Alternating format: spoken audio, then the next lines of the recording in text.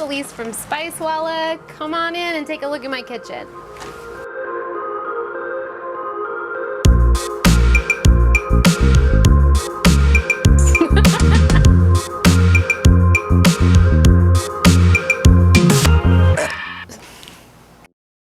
Watch your head. Da-da-da! Welcome to my tiny kitchen. We don't have a lot of space to work with. We rent this house, so you don't have to own your house to make it customizable and work for you and make it feel like you. My experience in working in professional kitchens has really taught me a lot about making things easily accessible and functional when you only have a little bit of space. Let's get started. So this area is our beverage station. My partner and I are very into beverages. Whew, thank God. That gets a lot of use. We love seltzer, we love coffee, hot and iced, you name it. I think in a small kitchen, we had to think about like prioritizing the counter space, like what are we gonna use the most? So this is a little elephant creamer. I don't really use it, but I love looking at it, so I always keep it over there. Moving down, I always have citrus on hand. I always have potatoes and onions and garlic. I wanted to make sure that things are up on the walls, and you'll see that as a common theme throughout my kitchen. Putting baskets up, shelves up, so that way I can see all my produce that I have. It's not sitting in a bowl on the counter and taking up more space. And it's just easy for me to look when I'm doing my groceries and take inventory of what I have. All right, coming down to the sink area, I don't have a dishwasher in this house. We actually replaced the faucet. I knew that I needed a spray nozzle. Just coming from a kitchen and from a professional kitchen, it is crucial to have a spray nozzle to wash dishes. So I actually bought this faucet. It's like 60 bucks, and replaced it myself, which was not as easy as I thought it was gonna be. This has made a huge difference in washing dishes. The cool thing about this sink is that it kind of like slants down, so any water that gets up on the sink usually ends up in the sink. I spend a lot of time over here, unfortunately.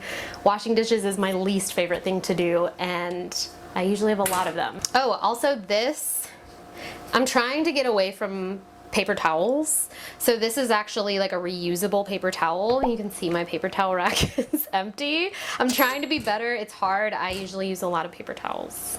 And then up here is just standard cups, bowls, plates, mason jars. This mug is probably my favorite. This is from Mama Lay's. Shout out to Mama Lay's in Boston. Their brisket egg and cheese bagel is like something I dream about on a regular basis. Okay, this is probably one of my favorite spots in the kitchen. First of all, this table was like a dream table of mine for a long time. I had another little table in this space, but it was too low, so anytime I worked on it, it would like hurt my back. So this was my gift to myself last year, at the end of last year, and it's amazing. There's storage underneath it to store my blender, my mixer, but also it's so nice to have this table to work on, to prep on, to roll dough out on. It's just, I can't say enough nice things about this table. This has also been a dream of mine to have in this kitchen for a while. This is definitely something that I kind of picked up on in working in bakeries and professional kitchens, is just having your tools as quickly and as readily available to you as you possibly can. So not having to open drawers and open cabinets. I love hosting and I love cooking with other people. So I really try to think about having tools out here that people can see, so that, I don't know about you guys, but when you're cooking with someone, you don't want to be like, people keep asking, where's this, and then you're constantly like stopping what you're doing and getting what they need, and in this way it kind of minimizes that.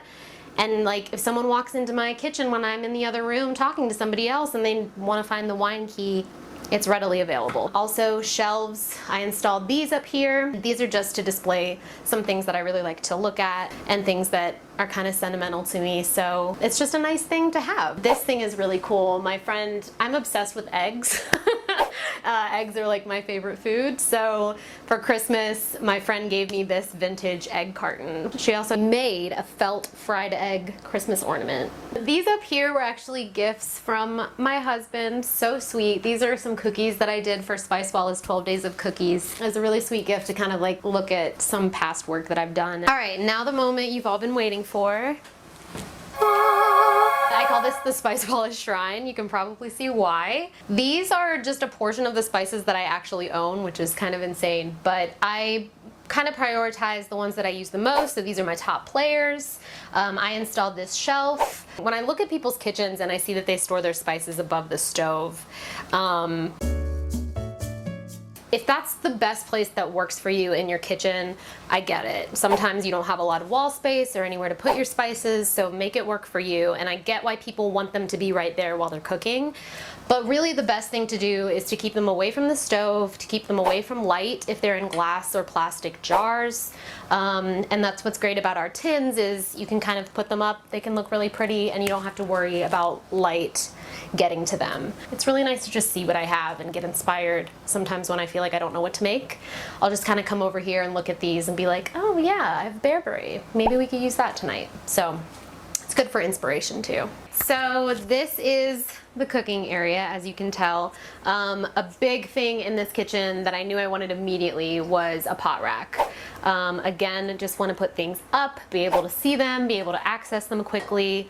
I feel like everything I really want to do storage wise in this kitchen, I want to make sure that I spend the least amount of time opening cupboards, opening drawers, not only when I'm cooking but also after cleaning.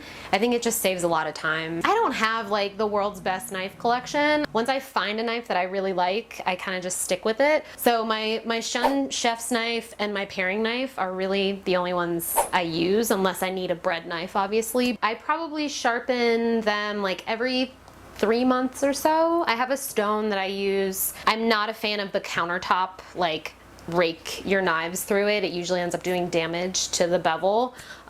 So if you can get a stone, if you can get access to a really good YouTube video to teach you how to do it, it's really easy and it's almost like meditative. I have all my tools here for cooking. And then this is probably one of my favorite spaces in this kitchen as well. I just love having access to all of my things here. I use spoons like nobody's business. I use so many spoons when I cook. I'm always tasting things. If I need to stir something up real quick or add something to a pan, I'm always like reaching for spoons. So I keep those here. My two go-to tools are an offset spatula and tongs. And I honestly feel like that's all I ever need in the kitchen. So if you don't have offset spatulas, do yourself a favor. You'll find yourself using them a lot. I think it's just kind of knowing how you cook and knowing what you're gonna want and kind of customizing your space for that. And then this guy is a laser thermometer. Can you see that? It basically, if you are frying something, if you are making candy, this thing is amazing. You just point it to the pan and gives you a quick instant read of the temperature of your oil, and it's really awesome. And it's fun to play with my cat with too. Oh, see, I feel bad now. It's okay. It's gone. He loves it. I also have an extension cord here with an outlet in case I need to plug anything in. This used to be like my prep station. When I first moved into this house, this was kind of the only available table space, but now that I have my beautiful butcher block table, I kind of use that as my prep station, and this is more like my staging. So once I have everything prepped, I'll bring it over here, all my mise en place, and then as I'm cooking, everything's ready to go. I'm nervous. I did not clean my fridge. I just want you guys to know. I did not clean it. So you're seeing the real deal here. This is a vulnerable moment for me. Vulnerable moment. That's not easy to say. Open sesame. This is actually not as stocked as it normally is, if you can believe it. I have a tiny fridge. I don't have a lot of space, so I really have to like utilize it as much as possible. As you can see, I love labeling things, and when I bring new stuff into the fridge, I kind of know the stuff that I need to use up first. I bought these like refrigerator organization bins, but I don't know, I'm kind of on the fence. I feel like they take up more space than they need to, but it is nice to have like, this is just my cheese bin. Some chorizo, tamales. This is like some fermented stuff and sauces and pickles. So yeah, it's not the most organized fridge, but for me, I know where everything is. I have to get into a deep squat in order to be able to see what's in my fridge. I don't know if you can see this, but this is broken because of all the condiments I put here. I love condiments, but I think I went overboard that time and actually broke this thing. So things that I always grab in here is like chili paste, mustard. I think French's yellow mustard is the most underrated condiment ever. Big Duke's mayo fans. So yeah, a lot of dressings, a lot of sauces and condiments. I think those are kind of the best building blocks you can have in cooking, is just having things that add a lot of flavor really quickly. Especially when you're cooking something fast. So I always have like chipotles and adobo sauce. I have garlic confit. I have pickled tomatoes. Just things that I like to keep to throw into something quick and easy. You know, I usually keep eggs and any raw meat on the bottom. That's kind of like my biggest rule. The most important thing for me is just labeling. Like, even if you don't know where something is, if you do pull it out the back, you like know when it was made and when it might go bad. And that's definitely something that is a habit of mine from working in kitchens that I never really shook. I hate food waste, like hate throwing food away. Dating things and labeling things is the best way to minimize that. All right, the freezer. Do you recognize these grits, Lauren? No. Lauren used to live in this house before I moved in, and they left us a bag of grits in the freezer. Really? Yeah. My husband's biggest pet peeve is this right here. These rotten bananas that I keep in the freezer, but you know, if you ever need an emergency banana bread situation, I like to know that they're there. I always have stock. Usually this is turkey or chicken stock. We eat a lot of poultry, so I always try to make sure I can get it, you know, from a good source, and I also like to use every piece of poultry. So I usually have bags of carcasses and previously cooked chicken and turkey that I'll just keep down here. And then as I'm cooking, I'll keep a bag of like herb stems and lemons and onion skins, and I'll keep those in here as well. So when that bag fills up, I know it's time to make a stock, and I'll just pull all that out of here and throw it in a pot. I think this is puff pastry, just in case. There was actually a night recently that I was like, I want nothing more than like a raspberry turnover. And I had raspberry jam, and I had my emergency puff pastry, and it was great. It was all I needed.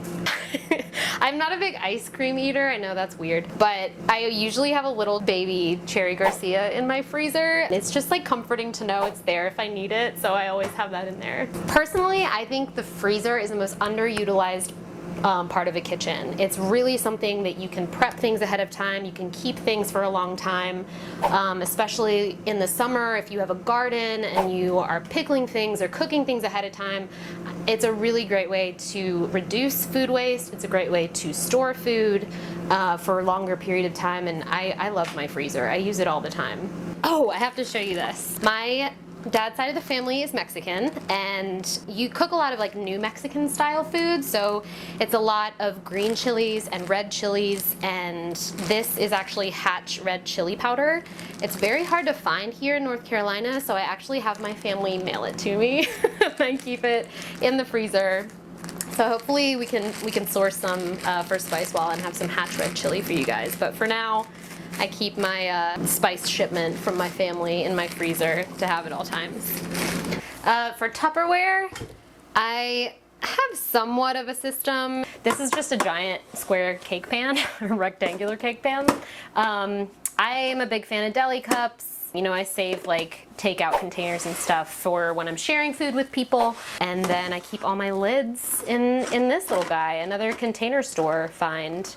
I also have these silicone wraps and covers for bowls so that I'm not using plastic wrap as much. I also try to be conscientious of when I'm buying things at the store, like buying containers that are reusable or recyclable to kind of limit the amount of waste. The biggest meal I've made that was eaten here was probably like Thanksgiving for like 6 or 7 people. I did some private chef stuff, like private dinners, for a little while, and there was one, I prepped the entire dinner in this kitchen, and it was for like 12 people. Biggest nightmare in this kitchen, Christmas Eve last year, I used a new pie dough recipe, and I don't know why, because I have my tried and true, but I was like, I'm gonna try this new recipe, and I don't know what happened, but all of the butter seeped out of the pie crust and was collecting in the bottom of the oven, and I opened the oven and there's like flames and smoke, and it's like 11 o'clock at night. I was able to salvage the pie because I had my puff pastry in the freezer,